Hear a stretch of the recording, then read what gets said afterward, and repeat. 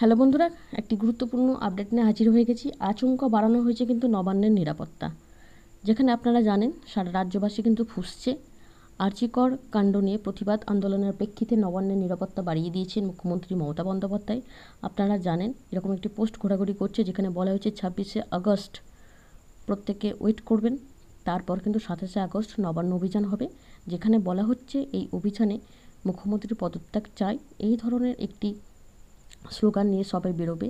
সেই জায়গা থেকে মোতায়েন করা হয়েছে বিশাল পুলিশ বাহিনী। যে কোনো সময়ে আন্দোলনকারীরা নবান্নে ঢুকে পড়তে পারেন বলে আশঙ্কা।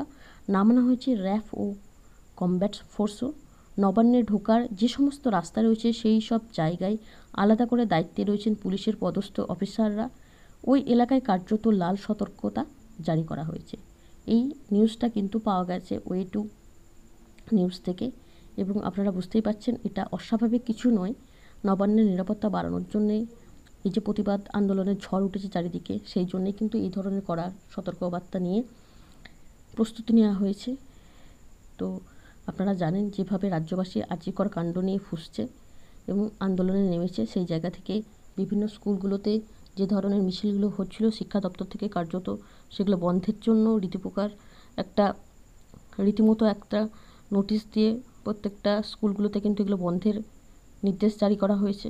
এবং সেই জায়গা থেকে নবান্নের নিরাপত্তা বাড়ানোর জন্যও এখন আপনারা দেখতে পাচ্ছেন এই ধরনের প্রস্তুতিমূলক ব্যবস্থা কিন্তু নেওয়া হয়েছে।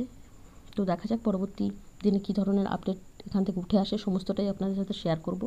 এখন এইটুকু। ভিডিওটা দেখার জন্য ধন্যবাদ।